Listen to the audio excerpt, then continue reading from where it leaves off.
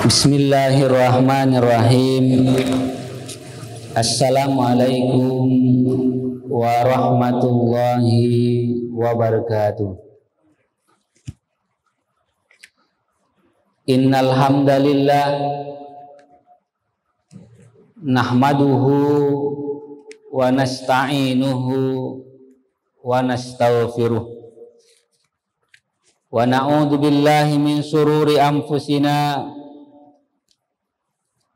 wa sayyiati a'malina may yahdihillahu fala mudhillalah wa may yudlilhu fala hadiyalah. Asyhadu an la ilaha illallah wahdahu la syarikalah wa asyhadu anna Muhammadan abduhu wa rasuluhu la nabiyya ba'da amma ba'. Pertama, marilah kita bersyukur kepada Allah Subhanahu wa taala. Alhamdulillah, pada siang yang berbahagia ini kita masih diberikan kesehatan, diberikan limpahan iman untuk selalu melaksanakan kewajiban kita sebagai seorang muslim. Salawat dan salam marilah senantiasa kita sampaikan kepada Rasulullah SAW. Allahumma salli ala Muhammad wa ala ali Muhammad. Bapak-bapak, ibu-ibu, hadirin hadirat yang berbahagia, pada kultum yang singkat ini kami akan menyampaikan tentang tokoh yang dijamin masuk surga, tokoh yang telah mengorbankan jiwa, raga, harta untuk kepentingan dan pengembangan Islam. Dengan membaca dan mempelajari tokoh tersebut, kita bisa mengambil pelajaran, bisa menjadi penyemangat kita dalam beragama, sehingga kita juga dengan mempelajari tokoh tersebut bisa untuk dimasukkan oleh Allah Subhanahu wa taala ke dalam surganya. Tokoh tersebut adalah Abu Ubaidah bin Jarrah. Dia adalah tokoh yang as-sabiqunal awwalun, orang yang pertama kali masuk Islam. Keislamannya karena dakwah yang dilakukan oleh Abu Bakar As-Siddiq. Sehari setelah Abu Bakar As-Siddiq masuk Islam, maka dia mengajak kawan-kawan dekatnya seperti Abdurrahman bin Auf, Arkam bin Arkam, dan Abu Ubaidah bin Jarrah. Dia menghadap Rasul, kemudian menyatakan keislamannya. Sejak dia mengucapkan kalimat syahadat, pengakuannya kepada Allah Subhanahu wa taala dan keyakinannya bahwa Rasul adalah utusan Allah, maka pada saat itu dia sudah beristiqomah dan tidak pernah terpikir lagi untuk keluar dari agama ini. Orang-orang seperti inilah yang dinyatakan oleh Allah Subhanahu wa taala dalam surah At-Taubah ayat 11. As-sabiqunal awwaluna minal muhajirin wal ansar walladzina tabauhum bi ihsan radhiyallahu anhum wa radu anhu wa adalahum jannatin tajri tahtahal anhar khalidina fiha abada, dzalika fauzul azim. Dan orang-orang yang terdahulu, lagi yang pertama-tama masuk Islam, di antara orang-orang muhajirin dan ansor, dan orang-orang yang mengikuti mereka dengan baik, Allah ridha kepada mereka dengan baik. Allah ridha kepada mereka dan mereka pun ridha kepada Allah. Allah menyediakan bagi mereka surga yang mengalir di bawahnya sungai-sungai. Mereka kekal di dalamnya selama-lamanya. Itulah kemenangan yang agung. Itu garansi yang diberikan Allah Subhanahu wa taala kepada orang-orang yang as-sabiqunal awwalun, termasuk di dalamnya adalah Abu Ubaidah bin Jarrah. Apa keistimewaan dari Abu Ubaidah bin Jarrah sehingga kemudian dia dinyatakan Allah Subhanahu wa taala dan Rasul memperkuatnya, Abu Ubaidah bin Jarrah yadkhulul jannah. Abu Ubaidah bin Jarrah masuk surga. Ada 4 karakter yang harus kita contoh dari kepribadian Ubaidah bin Jarrah.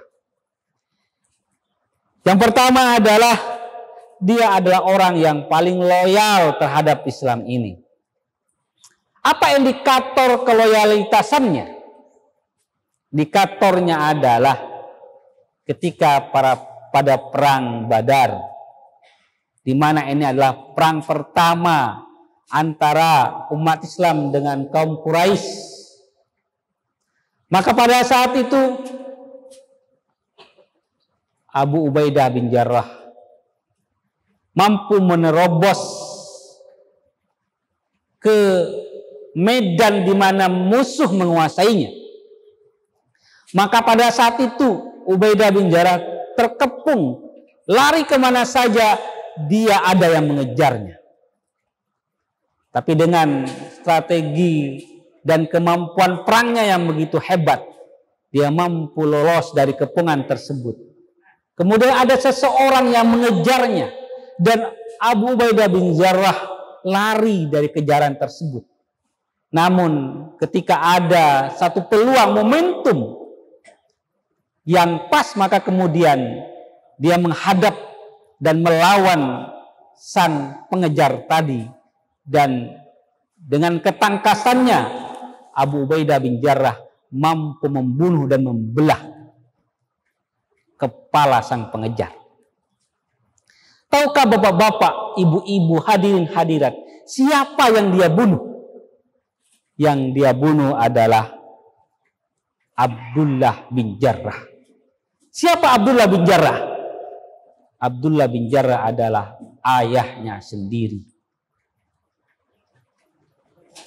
Abu Ubaidah bin Jarrah tidak membunuh ayah biologisnya, tapi dia membunuh kemusyrikan yang ada pada diri ayahnya. Itulah bentuk loyalitas yang dipersembahkan oleh Ubaidah bin Jarrah kepada Islam, dan berkat keloyalitasannya itu dia diabadikan namanya dalam Al-Quran. Ma'asyiral muslimin rahimakumullah. Yang kedua, kepribadian yang bisa kita pelajari dari sahabat Abu Ubaidah bin Jarrah adalah dia mendapatkan kepercayaan dari Rasulullah SAW. Suatu hari datanglah orang Nasrani menghadap Rasul. Wahai Abul Qasim, utuslah kepada kami seseorang yang mampu menyelesaikan permasalahan di antara kami, permasalahan sengketa tanah dan uang.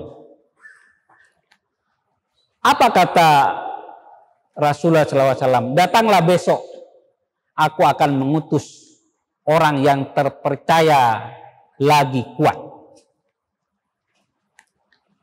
Dalam hadis lain nyatakan,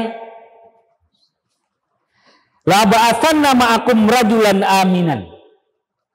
Aku pasti besok akan mengutus seseorang pria yang sangat terpercaya.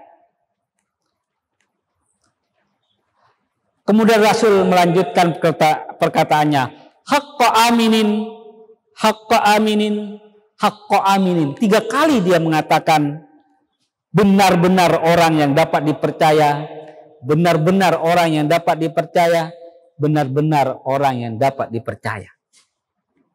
Pada satu sahabat semua ingin dipilih menjadi orang-orang yang terpercaya. Bahkan sekelas Umar bin Khattab ingin sekali tugas tersebut diserahkannya.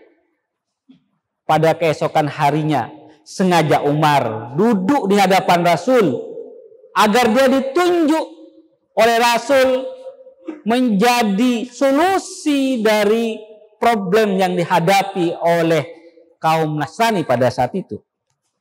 Namun Rasul menunjuk Ubaidah bin Jarrah sebagai utusan untuk menyelesaikan permasalahan yang ada di kalangan orang-orang Kristen pada saat itu. Jadi bagaimana kita bisa menjadi orang yang terpercaya?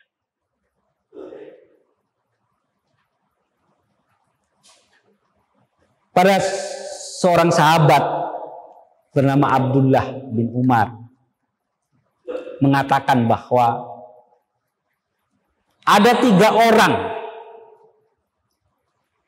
yang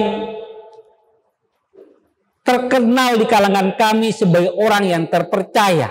Setiap perkataannya selalu dipercaya.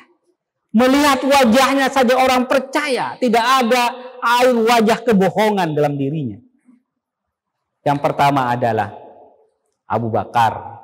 Yang kedua adalah Abu Ubaidah bin Jarrah. Yang ketiga yang bisa kita pelajari dari kehidupan Abu Ubaidah bin Jarrah adalah ketaatannya terhadap pemimpin.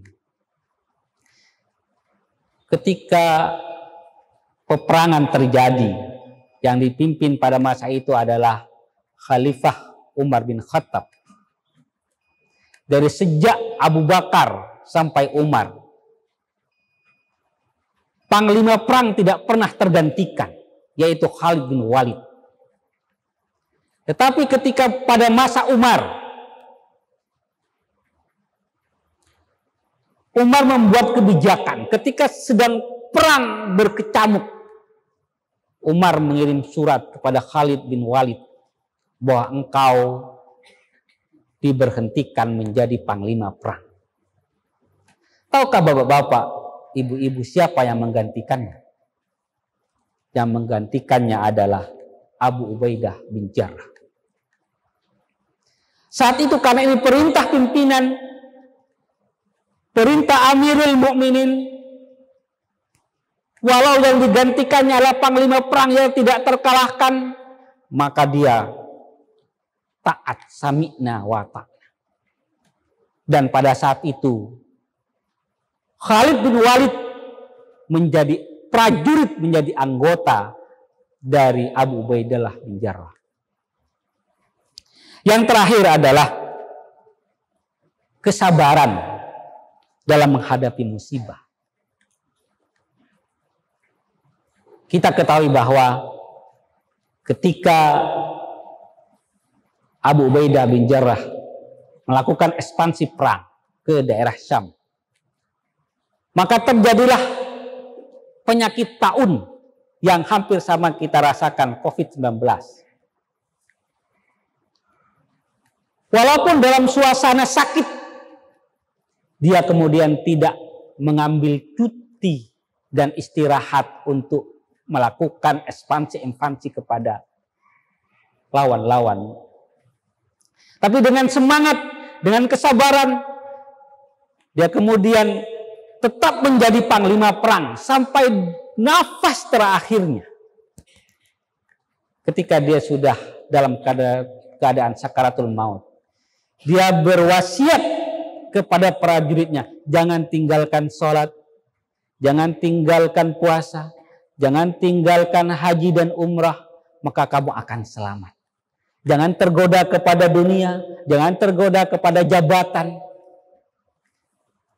Dengan husnul khatimah dia kemudian menghembuskan nafasnya karena terjangkit penyakit taun pada saat itu.